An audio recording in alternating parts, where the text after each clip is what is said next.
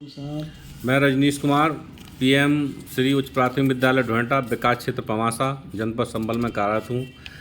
आज गिजू भाई बदेगा के प्रसिद्ध पुस्तक दिवा सपन के अंतिम खंड के 7वें अध्याय का वाचन कर रहा हूँ। आज हमारी पाठशाला का सम्मेलन था। परीक्षा के बाद हर साल ऐसा सम्मेलन होता है। जो विद्यार्थी अच्छे नंबर से पास होते हैं उन्हें आज के दिन इनाम दिए जाते हैं। सम्मेलन में गांव के सेठ, साहूकार और अमलदार सभी उपस्थित थे। साहब ने इस अवसर के लिए कार्यक्रम बनाने का काम मुझे सौंपा था। मैंने ये काम अपने विद्यार्थियों को सौंप दिया। जो कुछ किया था मेरी सूचना और सलाह से उन्हीं ने किया था। पहले डंडों की ताल पर रास कीड़ा शुरू हुई। आधे घंटे तक उन्होंने समा बांध दिया। फिर शर्तों के खेल चले। दौड़ने की शर्त, लंगड़ी चाल की शर्त, 3 पैर की शर्त, कुर्सी की शर्त आदि लोग टकटकी लगाकर खेल देख रहे थे। खेल खत्म होने पर मूक अनुकरण का अभिनय हुआ। कोई गांव के सेठ जी की, कोई विद्या अधिकारी की, कोई फौजदारी और कोई देश नेताओं की सुंदर नकल करके दिखा रहा था।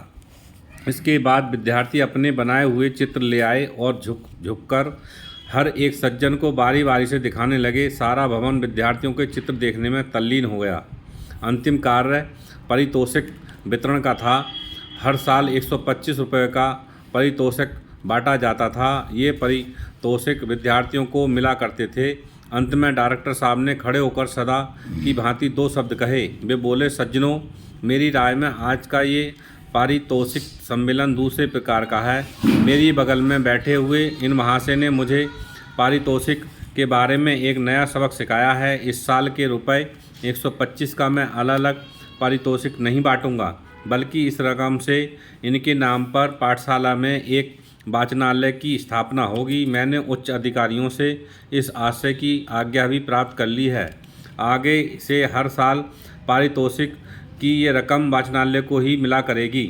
आपको ये शुभ समाचार सुनाते हुए मैं बड़े हर्ष का अनुभव कर रहा हूँ। व्यक्तिगत पारितोषिक देने से विद्यार्थी में अभिमान और निराशा पैदा होती है। ये नई व्यवस्था ऐसी है कि इससे पारितोषिक की रकम का फ़ायदा सब उठा सकेंगे। मुझे पारितोषिक की निरर्थकता समझने वाले और इस सत्प्रयोग का अनुभव कराने वाले इन भाई का मैं यहाँ सार्वजनिक रूप से आभार मानता हूँ।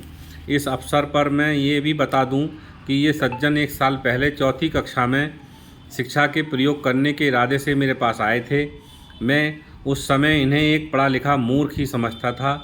मैंने ये सोचकर इन्हें आज्ञा दी थी कि इनके जैसे खक्ती बहुतेरे पड़े हैं जो कसौटी पर खसे जाने पर भाग खड़े होते हैं। मुझे कहना चाहिए कि मैं इन्हें विश्वास नहीं करता था, लेकिन अब मैं सहर्ष स्वीकार करता हूँ कि इनके प्रयोग बहुत सफल हुए हैं।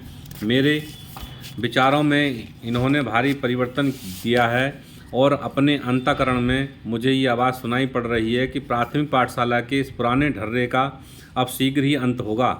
हमारे जैसे शिक्षकों और अधिकारियों को अब राजी खुशी रुखसत लेकर नई पीढ़ी के शिक्षा शास्त्रियों और कल्पनाशील विचारकों को अपना स्थान सौंप देना चाहिए। सज्जनों, मैं नहीं जानता कि अपने आनंद को किस प्रकार व्यक्त करूं। इनकी कक्षा के इन विद्यार्थियों को देखिए, ये कितने व्यवस्थित, तंदुरुस्त और आनंदी हैं।